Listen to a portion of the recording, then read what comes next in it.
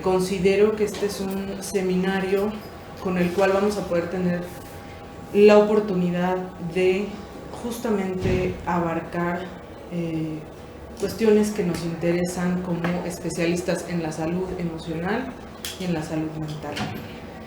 Porque creo que sí hay, sobre todo ahora que como algunos con los que hablé o decidieron llamarme, está puesto todo este aparato ideológico sobre el coaching, los youtubers, y no porque nosotros no podamos serlo, o sea, yo creo que no, sino más bien ni para prejuiciarlo, sí, sino más bien para analizarlo justamente filosóficamente. Entonces, epistemológicamente, ¿no? Desde las cuestiones epistemológicas vamos a ver cómo nos va. Y bueno, esa es mi presentación y los dejo con mis compañeros para que ellos también se presenten. Doctor. Bueno, pues yo soy Iván Rodríguez, soy médico especialista en psiquiatría. Yo me formé en la licenciatura de medicina en la Universidad Kenaye, en la Universidad Autónoma del Estado de Hidalgo, tan controvertida en estos tiempos, que salga la verdad a la luz. Hice la especialidad en el Centro Médico 20 de Noviembre del ISSSTE, aquí en México, está avalado por la UNAM. Y ¿El Centro Social? Del ISSSTE, el que está en Félix Puebla. Ah, yo pensé que estaba ahí. El siglo XXI. Siglo XX. Esa es la línea dorada. Esa es la competencia. Sí. Tengo un curso de alta especialidad. No me gusta decirlo porque soy yo muy fumado, pero pues así es el nombre. Es un curso que se llama Biología Molecular, Genética y Psiquiatría en el Instituto Nacional de Psiquiatría. Por ahí tenemos un pequeño diplomado de tanatología. Y pues estuvimos trabajando en el ISSSTE, en el Hospital Regional de Puebla, hasta el 31 de diciembre del año pasado. Entonces, pues sí, ya nos hemos empezado a echar algunos debates en relación justo al papel que suele tener la psiquiatría, y pues justo de eso se trata aquí, ¿no? Y estamos abiertos justo a recibir pues experiencias, a recibir observaciones y a tratar de entender también por qué a veces la psiquiatría decide cosas o plantea cosas y desde qué perspectiva lo hace, ¿no? Por lo menos Gracias.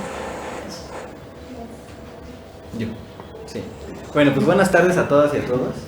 Es un gusto tenerlas por aquí, tenerlos por acá. Mi nombre es Mauricio Samitis.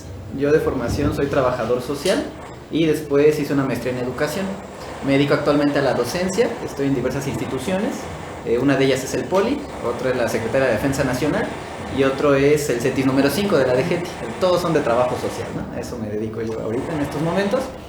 Dentro de mi formación profesional, pues trabajo social es algo complicado de explicar, ¿no? Porque no todo el mundo lo conoce. El reto que tengo hoy es explicarles qué es trabajo social para empezar y que podamos empezar a construir desde ahí, ¿no? Me he desempeñado en diversos ámbitos profesionales, desde hospitales, como en el Hospital Dr. Manuel G. González, cuestiones que tienen que ver con seguridad pública, como evaluador del Centro de Control y Confianza de la Policía.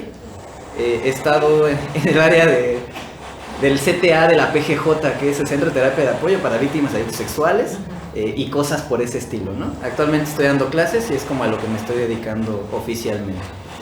Durante muchos años me dediqué también a hacer campamentos educativos para escuelas privadas y públicas.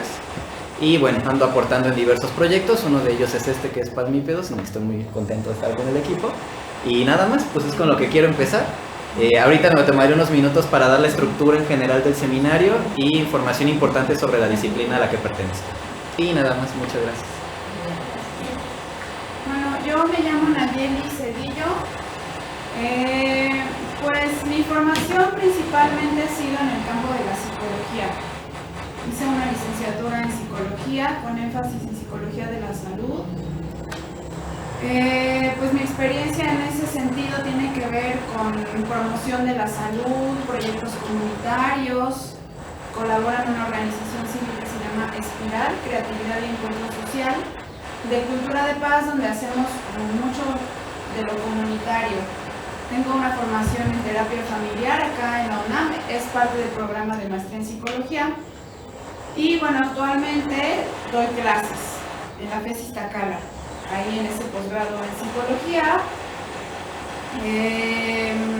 Estoy haciendo un proyecto doctoral que tiene que ver con bioética aplicada en el campo de la salud mental. Es una crítica al diagnóstico psicopatológico. Entonces, bueno, de ahí un poco surge el interés como de dialogar con otras aproximaciones, ver qué pueden aportar, qué pueden enseñarnos, qué podemos nosotros enseñar también, ¿no? Y pues llevo muchos años haciendo psicoterapia, como 12 años, es la experiencia que tengo. Ahora estoy más enfocada en el tema de las narrativas, pero bueno, la formación que tengo es en terapia familiar sistémica, que no necesariamente hay como un tema, si es clínica, si es social, si es psicología o si es otra cosa, si es comunicación, ¿qué es? ¿No? Y pues bueno, bienvenidas, bienvenidos, qué gusto que estén aquí. Para mí es muy emocionante como oficializar esto, porque cuando empezamos a juntarnos hablábamos de estos temas, ¿no? Y dijimos, no, es que hay que hacerlo, pero en forma, ¿no? Sí.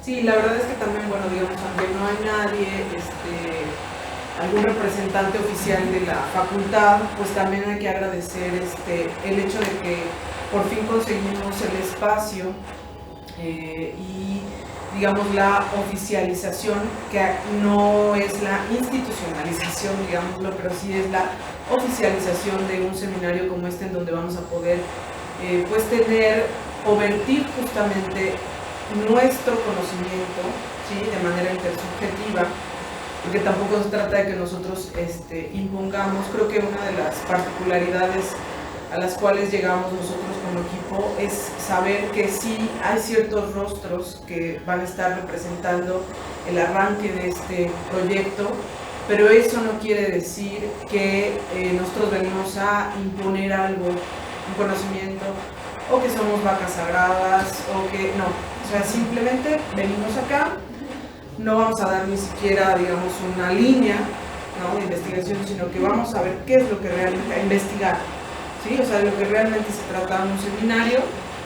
Lo que sí es que, como está dentro de una facultad que es filosofía, ¿no?, lo que nos interesa justamente es, no vamos a hacer ciencia, vamos a hacer epistemología, filosofía. Y bueno, no lo podemos desligar obviamente del conocimiento que todos ustedes tienen como científicos o como profesionales, dependiendo del ámbito en el cual estén, pero sí tenemos que tener como muy clara esta parte, porque al final lo que nos interesa es hacer este diálogo epistemológico. Ahora que escuché las presentaciones, cada quien tiene como ciertas creencias acerca de su profesión y prejuicios de los otros, ¿no? El psicoanálisis es la única que ha hecho crítica. A ver, el trabajo social es la única que ha abordado a las personas, ¿no? Entonces, a veces no sabemos qué está haciendo el otro que está allá enfrente. Es que hace neurociencias, es un positivista. Eso ya fue superado, ¿no? Sí, y entonces hoy vamos a conversar. Vamos a curiosear genuinamente, a ver, ¿tú cómo haces? ¿Tú cómo conoces? ¿Desde dónde ves? ¿Cómo se hacen las investigaciones en tu campo o no hay? Las prácticas, ¿en qué se basan? ¿Cuáles son las ideas que sustentan esto que tú haces? ¿No? Conocer y bueno, vamos a ver qué sale, ¿no? A mezclar así como todos. Sí, sí, exactamente, dialogar, ¿no? Y como les decía, me parece que es un grupo súper interesante. Tenemos así como que justamente los ingredientes que muchas veces nos faltaron en otros seminarios de filosofía, ¿verdad? Muchas veces necesitamos un psiquiatra, un teólogo, teóloga, ¿sí? Necesitamos a alguien externo, ¿sí? Fuera de que no sé, que diga no sé nada, tampoco me importa, vengo a ver qué están haciendo estos locos, ¿no? Y así, trabajo social, psicoanálisis, psicología, filosofía, etcétera, ¿no? Entonces creo que va a ser muy interesante justamente dialogar. porque de eso se trata. Muchas veces creo que se habla en la teoría de el diálogo interdisciplinario, multidisciplinario, transdisciplinario, quién sabe cuántos ya enunciados le ponemos, pero lo cierto es que si ustedes van, siempre sigue habiendo lo que Foucault diría un micropoder ahí afuera, o sea, que está diciendo qué es lo que vamos a leer, qué es lo que se va a quitar. O sea, yo no digo que acá no se vaya a dar eso, o sea, eso es normal. O sea, el gran Hegel ya diría, por favor, no hay la muy el esclavo, o sea, ahí está el poder, ¿no? Pero vamos a tratar de que al menos haya un equilibrio de poderes, creo yo. O sea, decir, bueno, vamos a ver desde dónde, desde qué punto estamos, ¿no? Entonces, bueno, ojalá que nos salga bien. Das experimento. No sabe como en la película. Todos ahí, encerrados y Es que sí es cierto, o sea, por ejemplo, yo que me dedico a la terapia familiar, o sea, voy a los congresos, ahora vamos a tener un congreso en la FES Iztacala, y es terapeutas familiares, escuchando a terapeutas familiares, y en un mundito así, con un lenguaje bien acotado, y ya, nadie más sabe qué hacemos y no nos importa tampoco, porque no invitamos a nadie más, ¿no? Nos vamos a hacer mesas de trabajo. Y no hay diálogo, no hay diálogo. Muy bien.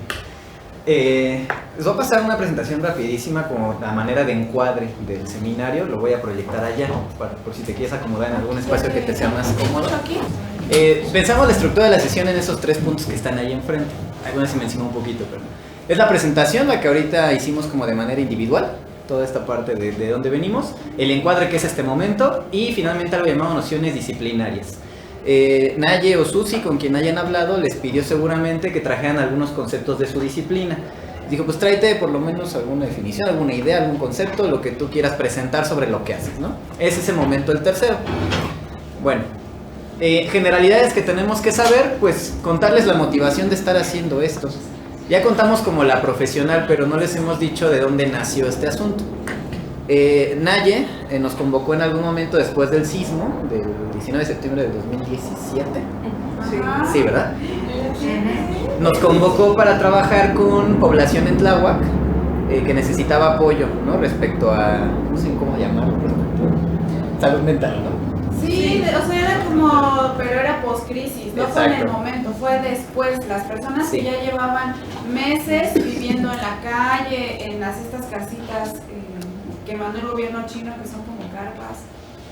O que en su misma comunidad tenían la casa, que no le había pasado nada, pero una calle más allá había un hundimiento de 3 calles, ¿no? De estos como que se habían ido para abajo. Entonces, Sobre todo el efecto postraumático. sí, que justo algo que se estuvo trabajando. es lo que nos invitaron, a Humberto, bueno, a los del equipo. Sí, gente de la UACM. Fue mucha gente, ¿no? Y estuvimos ahí aportando, hablando, y aplicaron técnicas cercanas a la terapia narrativa y demás. Estuvimos ahí experimentando. Fue la primera vez, por ejemplo, que yo tuve un acercamiento a ese tipo de terapia. Me pareció muy interesante, ¿no? Susi tenía aportaciones filosóficas y decíamos, oh, está bien padre. Y a partir de este acercamiento que tuvimos en ese momento específico, creímos que era muy importante empezar a hablarnos entre las disciplinas, ¿no? Porque teníamos mucho que decirnos que podía sumar. Entonces empezamos a pensar cómo le podríamos hacer, hay que reunirnos nosotros, empezar a platicar, y se fue creciendo, hasta que dijimos, bueno, pues ¿por qué no invitamos a más gente, ¿no? Que esté interesada en el tema? Armamos un evento, ¿no? Bueno, pues luego abrimos un seminario. Bueno, ¿qué se tiene que hacer? Pasó toda una bola de historias, de trámites, de contactos, de empezar a hablar, de estructurarlo, de ver qué módulos queríamos proponer, hasta que estamos aquí el día de hoy, ¿no? Entonces nuestra motivación salió de ahí, de un voluntariado en Tláhuac, que terminó pues siendo un seminario aquí en la Facultad de Filosofía y Letras. Bueno, el segundo punto, que seguramente a muchos les interesará, es la duración. Oficialmente empezamos la semana pasada, el 8, pero como tuvimos la toma de la facultad, pues no pudimos iniciar, aunque nosotros ya iniciamos ese día y hicimos ahí nuestra minuta y todo el asunto, pero terminamos el 14 de junio, el viernes 14 de junio. Los horarios es de 12 a 2, como pueden ver, vamos a procurar ser muy puntuales porque la sala está apartada de 10 a 12, como tal, entonces no, está apartada por otro grupo. Ok. Entonces nosotros entramos en punto de las 12 y tenemos que salirnos en punto de las 2, ¿no? Entonces hay que ser como muy específicos en lo del tiempo. Pero ustedes vienen del anexo, ¿no? Sí, Si ustedes sin dar. pero bueno, trataremos de llegar rápido. La verdad es que yo antes doy una clase, nos venimos corriendo. Pero bueno. Exactamente. Ahí nos esperamos. Déjalo salir. Y considerando yo, por ejemplo, yo no tenía muy claro, yo no podía definir con mis propias palabras que era un seminario. Y yo preguntaba, a ver, ¿cómo es? Porque ¿qué lo diferencia de un coloquio? ¿Qué lo diferencia de un no sé qué? Entonces pusimos esto. Un seminario es una técnica como tal que está basada en un trabajo en grupo, que es lo que estamos haciendo, en un intercambio oral de información, que es lo que vamos a hacer en las siguientes sesiones, en donde se profundiza y se debate y analiza, todo de manera colectiva. Entonces, ¿qué quiere decir esto? Que pues no es como tal una clase, no es una cuestión catedrática donde vamos a venir a hablar de un tema a una persona y los demás discuten sobre lo que dijo ese uno, ¿no? En realidad es un intercambio desde todas las perspectivas que podemos tener. La estructura que estamos pensando es subir, no sé si ya les pasaron el enlace del Dropbox. Vamos a estar subiendo documentos ahí que nos pueden servir como línea, pero no significa que tú no puedas traer algo diferente, alguna otra idea, algún otro autor, algún otro texto que quieras proponer o subir ahí, y de ahí nos vamos enriqueciendo todos, ¿va? Bueno. Este documento ya se les envió los objetivos, ¿no? No. Sí, bien, Sí. ¿Sí? Bueno, yo hice como un pequeñito concentrado porque los que vieron el documento hay uno general y varios Sí, específicos sí. como... lo puse así muy sencillito y puse primero, como en orden lógico, pues identificar nuestras aproximaciones disciplinarias de parte de todos, ¿no? Ya sea arquitectura, patrimonio cultural, trabajo social, que todos digamos nuestras aproximaciones respecto a la salud mental y emocional. Después, y esto es muy importante porque Sucia en un ratito nos lo va a platicar, queremos que la base de esto sea filosófica. Y eso nos lleva a un debate bastante profesional, ¿no? Y con profesional nos referimos a lo que vamos a tener en la segunda y tercera sesión, de qué cosas son falacias, qué cosas son no sé qué, y todo ese tipo de términos para que podamos entendernos de la mejor manera y no perdamos tiempo en cómo estoy diciendo las cosas. Bueno, reflexionar sobre la fundamentación filosófica de tus aproximaciones disciplinarias. Luego, reconocer las problemáticas de carácter epistemológico que tenemos cada uno en nuestras disciplinas. Trabajo social tiene miles, por cierto. Reflexionar mediante una visión crítica los paradigmas en la salud mental y emocional desde cada disciplina. Luego, establecer un diálogo y análisis donde lleguemos a puntos de encuentro interdisciplinarios, que es parte del objetivo más complicado. O sea, llegar a estar de acuerdo en algo todos, creo que podemos intentarlo a ver si nos sale. Y por último, de manera personal, posicionarse pues críticamente, ¿no? Que cada quien tenga una posición crítica respecto a su disciplina, respecto a la salud mental o a cómo la ejerce en la realidad. Es como un resumen de los objetivos, ya tienen ahí el documento oficial para que lo revisen. Ay, casi no se alcanza a ver, pero es que son buenos. Esto es lo que a mí más me emocionó, cómo están los módulos, ¿no? Y ahorita que todos hablaron, vi que todos caben en un pedacito de todo eso. El primero dice nociones disciplinarias y conceptos generales vinculados. Es lo que estamos haciendo hoy, ¿no? Puras nociones. Pero el segundo es el que también me emociona, que se llama Bases para el análisis argumentativo. Va a venir un doctor llamado Hugo Rodríguez, experto. Y si no llegara a venir, lo voy a dar yo. Ajá, y si no nos lo da Susi, ¿puedes profundizar un poquito sobre eso? Sí, bueno, miren, en las bases para el análisis de la argumentativo, digamos que la filosofía, o como se hace filosofía, digamos de manera más, lo voy a poner tradicional, es notar que los filósofos lo que manejamos son argumentos. Ajá. Entonces todo el tiempo estamos teniendo a la base argumentos. Entonces hay que entender, digamos, tener una base mínima entre todos de qué estamos entendiendo por argumento, por qué son importantes los argumentos, por qué hay falacias o argumentos falaces, ¿no? Y tener esa pequeña base para no tener, digamos, el problema de caer en ciertas cuestiones que más bien pueden entorpecer nuestro diálogo, ¿sí? A nivel discursivo, eso que se entienda bien. Eso no quiere decir también, hago el énfasis, que no haya filósofos que hacen, digamos, argumentos no de manera tradicional, ¿no? Como premisas, conclusión, o sea, sino que tienen también un estilo mucho más literario, o que sus aproximaciones argumentales, digamos, son diferentes, etcétera, ¿no? Pero ya son cosas más elevadas. A lo mejor si tú lees Deleuze vas a decir, bueno, pues aquí donde le encuentro el argumento, así como en la filosofía analítica, pues está medio complejo, ¿no? Pues siempre hay argumentos, ¿sí? Entonces vamos a determinar esas cosas. A mí me gustaría mucho que sí, ojalá, no está aquí ahorita Hugo. Hugo es un, es un colega experto en argumentación. Él da clases en Derecho, da clases aquí, no sé si de en otro lado, pero él es experto en argumentación. Si llegara a no poder, porque no está aquí, bueno, lo doy yo. O sea, damos las bases argumentativas, qué es un argumento, cómo podemos argumentar, bla, bla, bla. Y es importante que lo tengamos porque esta debe de ser la base. Asistí un año entero, es que ahí fue un poco mi trabajo. Asistí un año entero, y a otro, ¿verdad? También estuvimos juntos en el seminario de... Sí. Bueno, no vamos a decir nombres, no vamos a decir. Pero bueno, digamos que en un diplomado que yo tomé de bioética, todo un año, es más o menos así, hay gente de todas las áreas, médicos, psiquiatras, de un montón de áreas, ¿no? Biólogos, con los biólogos es un poco complejo platicar. Bueno, entonces, el punto es que no había una base argumentativa. Entonces, si yo no estoy comprendiendo lo que me está diciendo un autor como Jonas en sus argumentos y me dedico a decir que la vida se reduce a una cuestión meramente fisiológica y biológica en donde lo que quieran, y hago una petición de principio, ¿sí? Es un problema, porque no va a haber un entendimiento, o sea, no voy a poder, pero si yo creo que lo que estoy diciendo es así porque yo lo aprendí así en la carrera y así está bien, y no sé que detrás de todo eso hay presupuestos epistemológicos, metafísicos, ontológicos, mi propia formación, mis propios intereses, etcétera, se vuelve muy complejo. Entonces, no es que acabamos a descartar y a decir, bueno, ya están súper mal en todo, y no sé qué. No, simplemente es tener, tener presente que todos, incluidos los filósofos, ¿sí?, podemos también estar equivocados en lo que estamos sosteniendo, y por eso hay que ir a ver la epistemología que estamos trabajando, el argumento que estamos teniendo, y detectar, ¿no? A lo mejor, bueno, es que si yo estoy argumentando esto y estoy creyendo que es verdad porque lo dijo Freud, bueno, pues a lo mejor estás recurriendo a una falacia de autoridad, ¿no?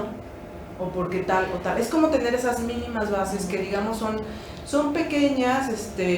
La verdad es que esto se ve en bachillerato, yo también doy clases de bachillerato, entonces lo vamos a hacer no vamos a dar lógica.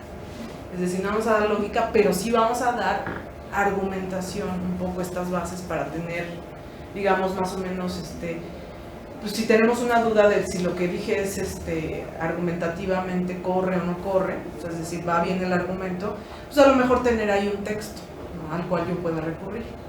Y claro, pues bueno, es solamente una base, o sea, tampoco quiere decir que ya, si dijiste una falacia, ya, vamos a falacia, no. O sea, porque además todos lo hacemos, o sea, porque nuestro pensamiento no es lógico.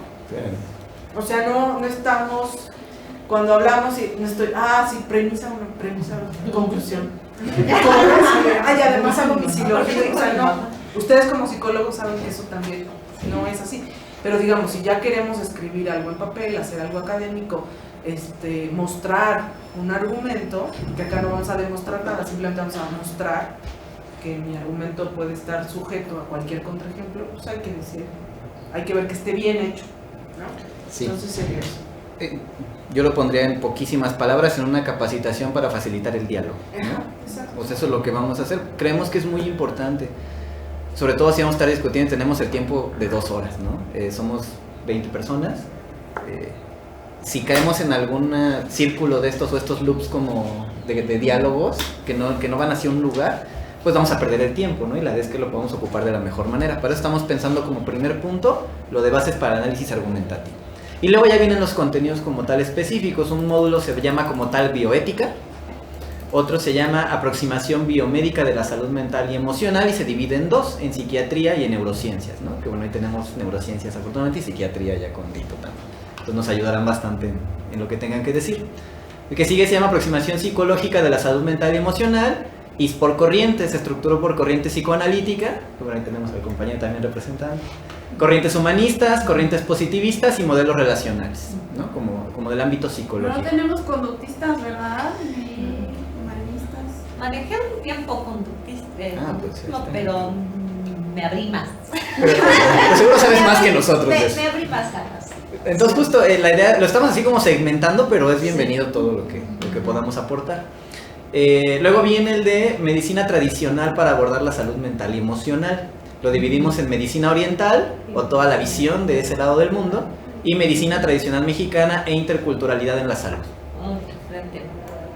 Luego viene la aproximación social a distintos niveles. Pusimos el nivel grupal, el nivel comunitario, el nivel de política pública, que tiene que ver ya con la realidad social política del país, ¿no? Y por último, abordajes terapéuticos desde la espiritualidad. Exactamente. Entonces les decía, ahorita que estaban platicando, yo decía, claro, ella cabe aquí. Hasta me dan ganas de poner sus caritas ahí. Y bueno, yo cuando estructuraba esto desde lo que teníamos puesto y que lo iba acomodando en la diapositiva, decía, es que sí está bien padre. O sea, a mí me emociona mucho poder tener acceso a todos estos contenidos desde pues gente que conoce más que yo sobre eso, ¿no? Y que podemos dialogar y sumar desde nuestras disciplinas. Bueno, estos son los módulos como están estructurados. Es bienvenida cualquier otra propuesta que tengan y lo podemos sumar, como lo que vimos ahorita, conductismo, etc. Sobre todo ya cuando subamos documentos que les parezcan interesantes. Sí, también justo queremos preguntarles hoy si hay algún tema específico o alguna aproximación que les parezca prudente, importante o que quieran abordar.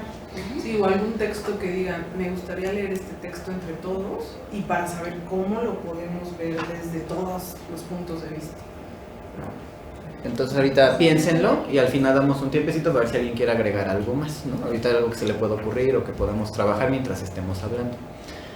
Yo le decía a mis compañeras y compañeros, es que a mí me surgen preguntas si yo fuera una persona que viene de afuera, ¿no? Que viene pues, porque le invitaron. O sea, la primera es, ¿qué debo saber?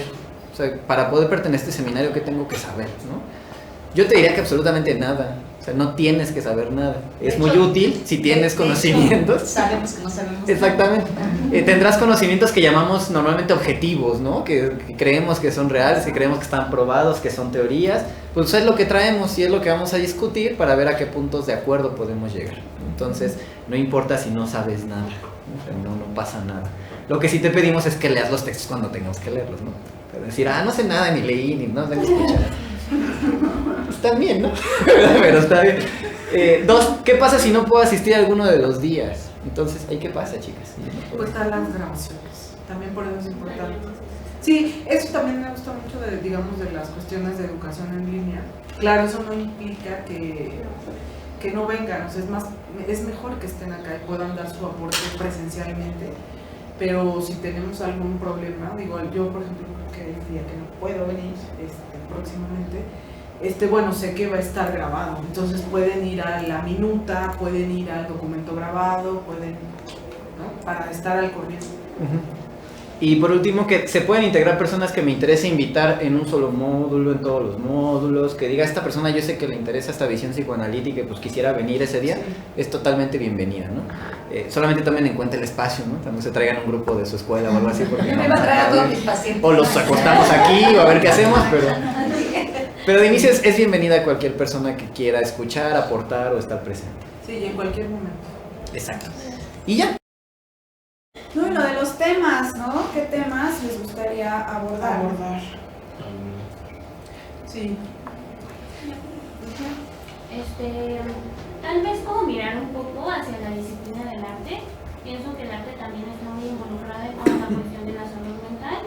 Y bueno, a mí también me interesa en especial la cuestión artística. Pienso que también, sirve mucho, ¿no? Bueno, yo también he visto algunas formas de cómo se ha intervenido con arte para la mejora de la salud mental, no nada más a nivel psicológico, sino también a nivel social. Entonces pienso que tal vez estaría interesante abordar algo relacionado con eso. Buenísimo. ¿Puedo proponer algo respecto a la compañera? Sí. Arte sensorial. Okay. ¿Es un texto? Ahorita estoy, de hecho, después del seminario voy a ir a la biblioteca y estoy investigando sobre los textos que hay de arte sensorial. Perfecto. Gracias. Sí, eso fíjense también, perdónenme, lo que acaba de decir también la compañera es muy importante. Como no sabemos todo, es imposible. Eso yo siempre se lo recomiendo a mis alumnos. Si tengo interés en un tema, ese primer ejercicio es muy bueno. Voy a la biblioteca y me veo cuáles son los textos que hay. hay miles de cosas ya gratuitas de esto y veo que me sirve y propongo el texto. No lo he leído, pero vamos a leerlo todos, a ver qué nos dice esa cosa. Yo estoy de acuerdo con la compañera porque efectivamente a mí me ha funcionado mucho la cuestión de la integración tanto de la lectura en psicoterapia, que de repente sí mis pacientes protestan en un principio porque algunos dicen, bueno, es que no estoy acostumbrado a leer, pero después de que terminamos y se dan de alta, me siguen llamando y me siguen preguntando acerca de más información. Entonces, pues nos veo 1 hora a la semana y la situación es que todo el tiempo que pasa, yo creo que pueden ellos seguir buscando actividades. Tenemos convenios con, por ejemplo, CADAC, que es el Centro de Arte Dramático, que está en Coyoacán, y bueno, aquí con la compañera que dice que viene conmigo a la fuerza. Ella maneja teatro y realmente, bueno, creo que lo que estamos tratando de hacer es una psicoterapia artística, no nada más cerrarnos a la parte terapia y medicamento, que sí estoy de acuerdo en la medicación, digo, no tengo problema con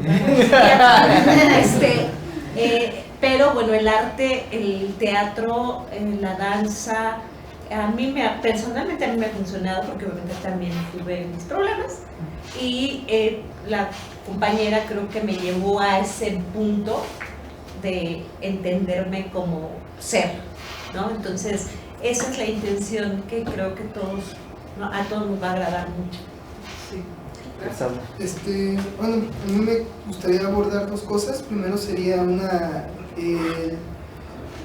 comprensión crítica y radical del coaching, del fenómeno del coaching aquí en México. Esa como que se ha vuelto muy relevante en los últimos años. Y la otra se me fue. Pero ese sería. Bueno, los lugares que me ha tocado elaborar, he visto tanto las consecuencias benéficas que ha traído los procesos de coaching, tanto consecuencias negativas que ha traído tanto a menores como a adultos, y que realmente existen ciertos manejos en los cuales los vuelven demasiado nocivo a la familia, a los sistemas familiares, y en otros manejos los vuelven demasiado positivos, que generan consecuencias positivas a los sistemas familiares. Entonces, esta variación es la que lleva al análisis, debería llevar al análisis, porque es una empresa en el entorno social la cual se está haciendo desde hace años se está haciendo cada vez más fuerte, tanto para círculos laborales como para círculos personales. Ergo ha lanzado una consecuencia la cual llega a ser medible, no llega a ser medible, llega a ser cuantificable, llega a ser cuantificable. ¿Y cuáles han sido las consecuencias reales aquí? ¿Cuánto de verdad se ha propagado el coaching en México y qué ha logrado aquí en México? Porque tiene una base tanto filosófica como psicoterapéutica que yo tengo entendido que si no se manejan de manera correcta pueden ser peligrosas. De hecho, suicidas. Así es. Una pregunta y descanso en mi ignorancia. ¿Qué es el coaching? En términos de decencia. Te lo pongo desde mi perspectiva. Tuve la oportunidad de tomar 2 niveles de coaching. Ellos lo manejan por niveles. Se trata, ellos lo ponen así: vamos a ver tus problemas, vamos a indagar en tus problemas y tú los vas a resolver. Y ese es tú agresivo, el tú violento, el tú que tú los vas a resolver y tú vas a ver cómo sales de ellos. Sea la consecuencia. O sea, es porque tú lo pediste al universo y se va a resolver. Porque tienes todos los medios y no tienes oportunidad de decir no puede, no tienes oportunidad de decir no me puede echar para atrás. Entonces, en el primer nivel estamos hablando de 1000 personas que les dicen constantemente eso y tienen personas supuestamente capacitadas que tienen la capacidad de afrontar estas situaciones en momentos de crisis. Una de las cosas que te dicen entrar al coaching es: no estés medicado, no presentes ninguna enfermedad o trastorno mental. Pero no lo están midiendo, ¿eh? No lo están midiendo, solamente lo solicitan así tal cual y paga tus 5,000 pesos de entrada. O 6,500. Dependiendo si te hayan enrolado o no. De enero para acá. El segundo nivel de coaching es más, no violento, es agresivo y lacerante en cualquier sentido. Personalmente te puedo decir que va a ir en contra de un sistema de creencias que puedes tener o no tener. Porque te van a decir ahí, sí lo tienes, no lo tienes, y deja esa porquería atrás. Pero el tercer nivel es donde ya definitivamente te enrolaron. Por eso que es el segundo nivel, porque iba a perder mi perspectiva de observador, participante, a volverme parte de. Entonces, como fenómeno, tal cual aquí en México, se ha vuelto muy intenso. Y si la sociedad llega a suprimir esto, el tratamiento de su salud mental, por el fenómeno, por la cuestión del coaching, ¿qué consecuencias podrían existir?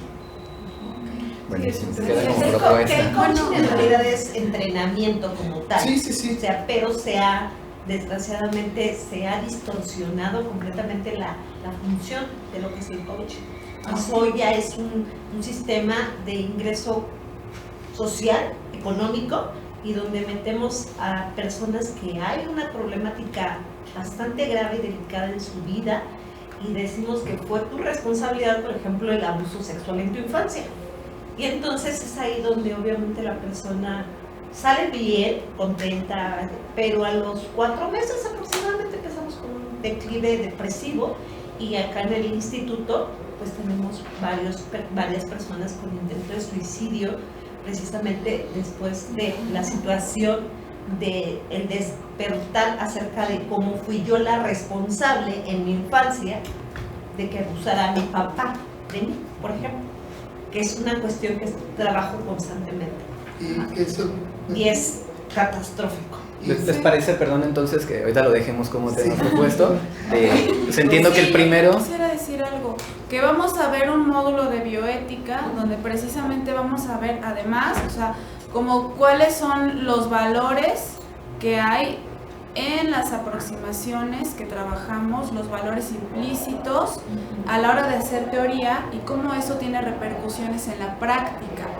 Porque esta cosa de estudiar la salud mental es, pues, hacemos teoría y se aplica. Entonces, pensar en los riesgos, si hay iatrogenia, qué puede pasar, si tú miras hacia el individuo o a la sociedad o al grupo familiar que estás estudiando, qué implicaciones tiene, ¿no? Y sí es importante también como clarificar muy bien y ver desde dónde cada quien está hablando, ¿no? Sí. Como primer tema entonces queda el arte, enfocado al arte sensorial o psicoterapia artística, ¿no? que mencionaban por ahí. Como segundo, buscar una crítica radical, para el coaching laboral o familiar, ¿no? Sus aspectos positivos y negativos. Sí, justo, yo dejaría en crítica, ¿no? O sea, una crítica, vamos a hacer crítica a todo, porque si no, a priori ya estás descalificando, esto está mal, pero ni lo sabemos, ni, bueno, Sí. él tú ya lo viviste, ya lo conoces, pero los demás no. Yo no puedo decir, Paulo Coelho no sabe nada si no lo he leído, no lo he estudiado, no lo he analizado desde la epistemología con un método, no nada más porque lo leí, opiné, me gustó, no, eso es muy distinto. Por eso vamos a ver primero cómo hacer argumentos, ¿no? Sí, de hecho hay opiniones justo en relación a la psiquiatría que pueden ser muy cercanas a ello, ¿no? Y justo ahí quizás lo que yo puedo comentar es que podemos analizar dos cosas. Uno, la ciencia como tal, por ejemplo, lo que es la psiquiatría como tal, y otro, las personas que aplican esa ciencia, ¿no? Porque igual yo mismo puedo tener mis diferencias con otros colegas o mecanismos de aplicación de la psiquiatría. Por ejemplo, pues yo que he trabajado en el ISSSTE, pues sí te das cuenta que muchas veces el contexto, el entorno en el que tienes que desempeñar tu trabajo, que se convierte prácticamente en una procesadora, pues termina generando una gran deficiencia en la adecuada implementación de los servicios, ¿no? Y pongo psiquiatría como ejemplo, pero podemos hablar de medicina familiar o de cualquier especialidad, ¿no? Sin que probablemente necesariamente pueda criticar a quien aplica esa ciencia, ¿no? Porque más bien está como embebido en esas circunstancias, ¿no? Creo que el coaching, digo, yo no lo practico, ni lo promuevo, ni lo defiendo, pero justo entendería que si tiene un área de aplicación, debe de ocurrir bajo cierto contexto para precisamente entender que puede tener cierta validez. Entonces, Y creo que es un poco a lo que va Naye, ¿no? Justo es una crítica, pero no es una crítica moral, no estamos haciendo una crítica desde un prejuicio, sino a partir de todos los elementos que vayamos reuniendo, ¿no? Gracias. ¿Alguien tiene algún otro tema? Sí, aprovechando que el compañero es arquitecto, tengo uno de mis mejores amigos también es arquitecto, entonces algo que hablo mucho con él es que a veces no se pone atención a las condiciones materiales. A mí, por ejemplo, lo que me llama mucho aquí en la ciudad, bueno, yo soy de Guadalajara, entonces ahorita estoy residiendo en el estado y me llamó la atención de cómo se vive aquí los espacios. Por ejemplo, yo hago 3 horas en llegar acá y las condiciones en las que tengo que viajar, no sé si alguien también es de allá, son horribles. O sea, te meten en una combi con 19 personas, viajas en esa combi 1 hora y media en tráfico, luego llegas al metro y está, la verdad yo me sorprendí la cantidad de gente que cabe en un vagón de metro.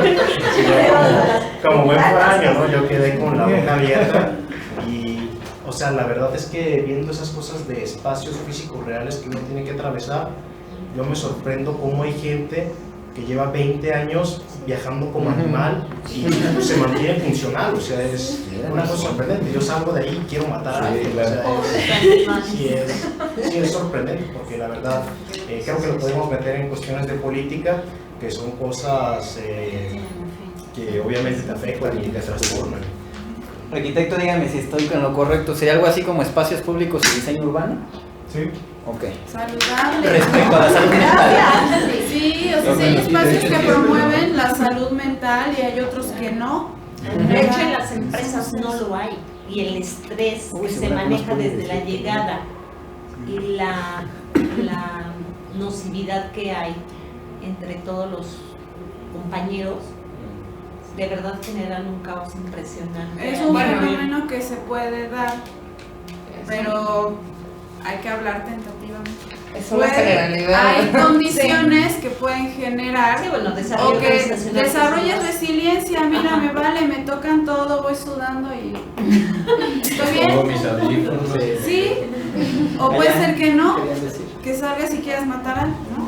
Angélica. Quisiera agregar algo a lo que decía Eric. Precisamente Eric y yo hemos conversado acerca de los espacios y, por ejemplo, la cuestión del hacinamiento en la familia, por ejemplo, que muchos miembros vivan dentro de una misma casa, también genera afectaciones en la cuestión de la salud mental, solo como para agregar lo que dice. Algunos estudios han encontrado que las personas que viven hacinadas tienen menor, más bien tienen la percepción de que tienen menor control de lo externo. Pero son algunos estudios, no podemos afirmar. Todos los que viven hacinados no van a tener, van a pensar que no controlan el mundo, ¿no? Entonces vamos aclarando un poco la manera de hablar, porque si no estamos imponiendo estas verdades que vienen desde un punto de vista que puede ser una opinión o puede ser porque yo lo vi y estoy generalizando, o porque así lo ven desde donde yo estudio. Bueno, yo creo que aquí la cuestión que basa mucho Nietzsche es que hay los hechos más bien son percepciones, ¿no? Que tenemos, ¿no? Entonces yo creo que al afirmar algo quizás no precisamente le vamos a dar ese contexto, sino creo que va a ser como una aportación y ya va para manejar un diálogo. O sea, se podría prestar a la idea de que estoy imponiendo una información científica. Sin embargo, no como tal, no. Yo creo que la percepción que estamos intentando finalmente es comprender desde otro punto de vista algunas cosas. Y esas afirmaciones, bueno, pues ya depende de cada quien cómo las pueda tomar, ¿no? Claro, porque eso es hacer epistemología. Desde aquí se ve así, desde aquí se estudia así y desde aquí salió esto. Nada más. Pero no quiere decir que todos tienen que pensar como yo. Sí, exacto. ¿No? O que sea verdad. O que sea verdad. Bueno, eso también lo vamos a discutir. O sea, si ¿Qué hay es verdad o no, si hay objetividad o no. Si hay, ¿no? O sea, como... ese es el tema que nos trae aquí. Y está bien interesante porque hay un término por ahí que se llama biopolítica, que ocupa Foucault, y que tiene que ver con eso, con cómo la política diseña los espacios en los que viven, habitan y se mueven las personas, ¿no? Pero ya si quieren lo hablamos después. ¿Alguien tiene algún otro espacio? Por favor, aquí. Yo no venía preparado para esto.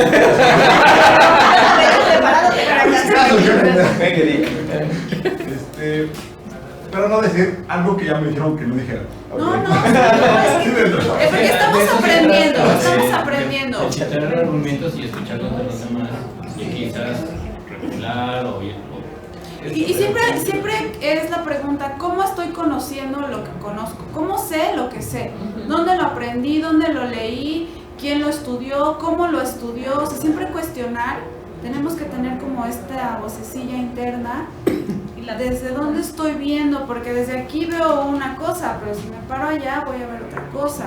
Si soy pequeña voy a ver una cosa, si soy alta otra. Si tengo una historia, pues lo podré interpretar de muchas formas, ¿no?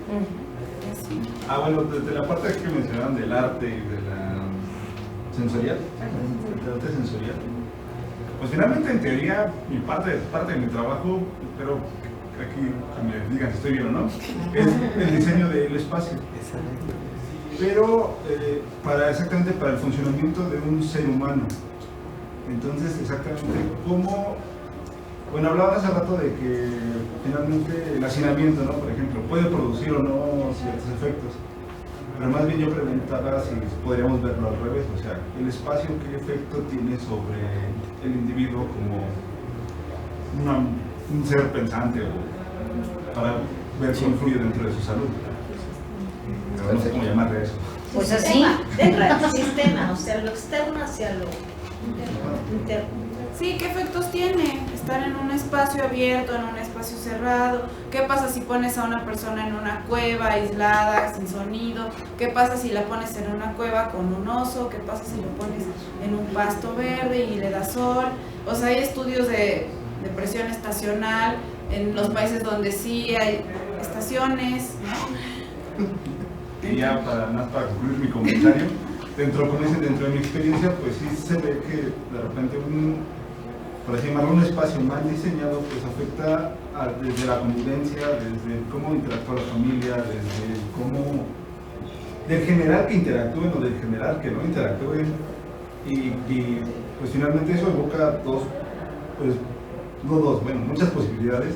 O sea, si es bueno que interactúen o no es bueno, depende supongo de la familia, de sus contextos y demás.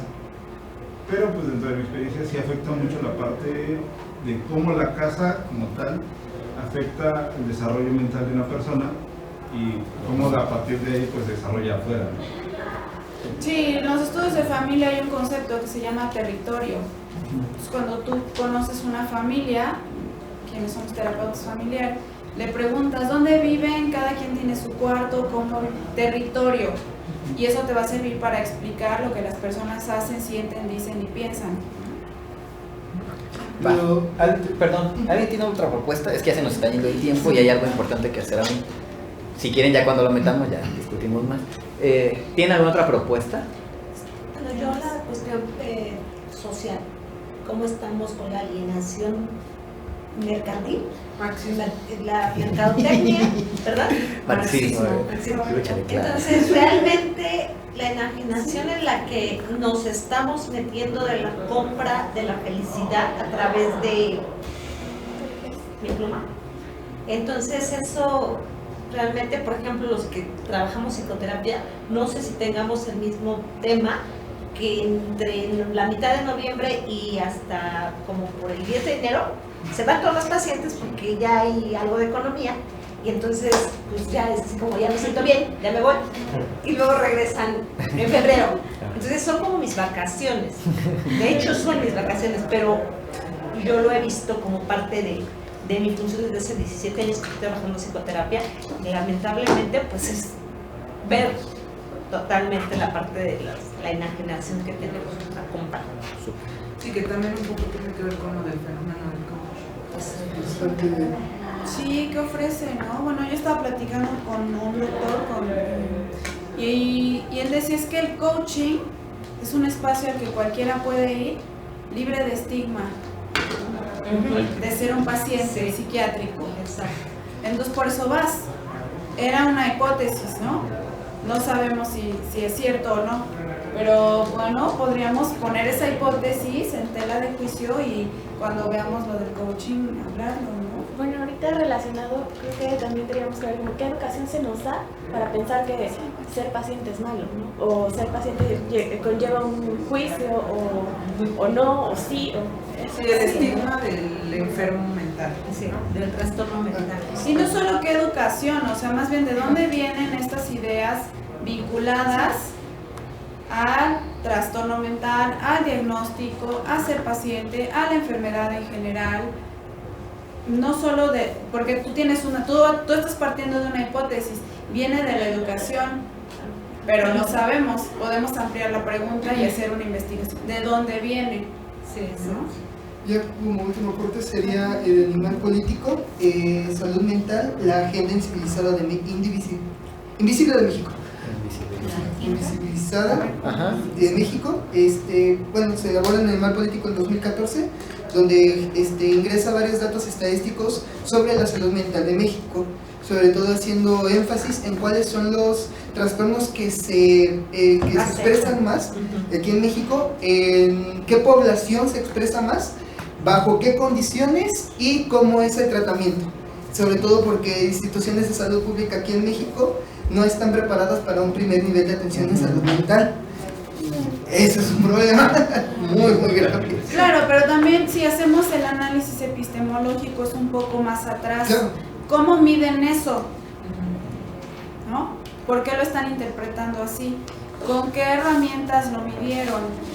Y luego, ¿desde qué perspectiva están mirando esos resultados que van a tener una interpretación? Pues yo podría decir que tiene bases en cómo los diferentes países están manejando los sistemas terapéuticos y en estadísticas que se están estableciendo directamente aquí en México.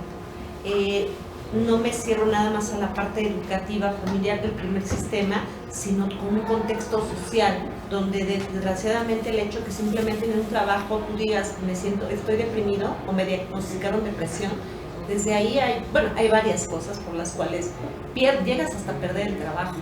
Entonces, y pues, o el médico, que digo, algunos médicos a nivel instituciones, es que no tienes que tener estrés. Y yo digo, bueno, o sea, vivo en la Ciudad de México, o sea, ¿cómo puedo no tener esto? Y además es parte de una necesidad prioritaria de salvar mi vida, ¿no? O sea, ¿cómo puedo no tener estrés? Que ya, bueno, la parte ya más... Sí, es la mirada compleja en la salud, ¿no? O sea, hay factores de genéticos de la población, factores del individuo, factores de su historia personal, factores hereditarios, genéticos, biológicos, desajustes bioquímicos, interaccionales, o sea, en un entorno, eventos que pueden generar ciertos estados mentales, como el sismo que pasó con todo. Entonces, hay que tener justo esa mirada compleja y es lo que vamos a hacer acá, ¿no? Porque los que saben de biología nos van a explicar cómo, los que saben de interacciones, miren, hemos encontrado esto. Los que saben de sociedad, miren, desde acá se ve así. Los que saben de los procesos intrapsíquicos, pues acá está pasando esto, ¿no? Y entonces esa es la idea, abrir nuestro panorama, porque si no estamos así, ¿no? A ver, ya había una participación en el tema que me gustaría incluir es patriarcado y género. Género, buenísimo. Sí, gracias. Eina. Considero también importante, como se mencionó desde hace rato, ver el aspecto sociológico desde un sistema neoliberal en el que estamos viviendo y cómo a partir de, bueno, en mis clases también lo vemos, ¿no? De cómo a partir de circunstancias sociales como el coaching, que es una presión en un grupo social de debes de hacer esto porque si no, no eres parte del grupo. En comunidades que también se ve de, si no eres y no actúas de tal manera, no eres parte de nosotros, entonces ya tienen secuelas. Y se puede ver con los niños, se puede ver con los jóvenes, ¿no? Que que se drogan, ¿no? O que por la necesidad de pertenencia. Buscan otras opciones para poder ser aceptados. Incluso nosotros, como bien, o sea, todos somos machistas, todos somos que consumimos, ¿no? Sí, claro. Somos parte de un sistema que creo que también es importante como ver y analizar y cómo a partir de ello se puede desglosar lo que estamos concretando, viviendo o incluso dialogando, ¿no? Porque el lenguaje también tiene mucho que ver con la comunicación del otro y tiene secuelas, definitivamente. Sí, o sea, por eso vamos a ver bioética. ¿Cuáles son los valores implícitos en esta sociedad? Y luego, ¿cuáles son los valores implícitos en la disciplina en la que yo estoy trabajando? O sea, ¿qué es la salud? Y cómo hay concepciones de salud que dicen que funcione, que trabaje y que aporte a la sociedad, ¿no? Y hay otras que dicen, no, es el bienestar subjetivo del individuo, que diga yo me siento bien, ¿no? Y entonces, sí, entonces es bien interesante cómo hay valores implícitos en estas afirmaciones que estamos haciendo del deber ser, de la salud, de cómo se debe hacer una intervención adecuada, de qué cosas son buenas o malas, porque así es, o sea, hay una moral implícita. Y desde el tipo de encuadre que vayas a hacer. Claro, en qué cosas enfatizas, en qué cosas no, qué es importante desde ciertas aproximaciones. Eso es ética, por eso también vamos a ver como un cachito de ética que nos va a servir para hacer el análisis, ¿no? Y pensar en, bueno, yo cómo me sitúo, qué responsabilidad tengo en este entorno, así como lo alcanzo a ver, ¿no? Sí, y que ahorita que nuestra función es coordinar justo todas las propuestas que están diciendo, vamos a ver en cuál de los módulos se incluye para que no quede en el aire, ¿no? Levantaste la mano. Perdón tantito antes de tu intervención. Quisiera mencionarles para ver cómo manejamos los tiempos. Preparamos nosotros cada uno algo llamado nociones disciplinares. Por ejemplo, en mi caso, les decía, yo traje una visión general de qué es trabajo social que me gustaría expresar para ver cómo podemos vincular. Igual Dito preparó su presentación, Susi trae sus argumentos, Naye trajo todos sus libros, pero me gustaría entonces, si vamos a hacer esto, ya hacerlo porque nos quedan 10 minutos. Entonces, yo creo que puede ser la siguiente clase y esta queda bien como tipo... Entonces me gustaría preguntarle a todas las personas qué quisieran hacer.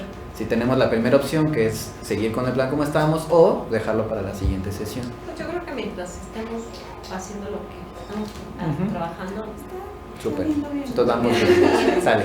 Por favor. No sé si también igual podemos abordar como temas de violencia, que se está dando mucho ahorita. No sé si es, no sé cómo incluirlo, o sea, por forma de noticias amarillistas, cómo influyen los niños, cuestiones de violencia que están dando apenas, por ejemplo, lo que pasa en Brasil, ¿no? Como juegos, por ejemplo, apenas un juego que salió que se llama Rape Play, algo así, que es consiste en violar a las mujeres. Entonces son como temas que creo que son como, la violencia es muy común aquí en nuestro entorno, no sé cómo podemos incluirla. Sí, cómo se vincula la violencia con la salud mental.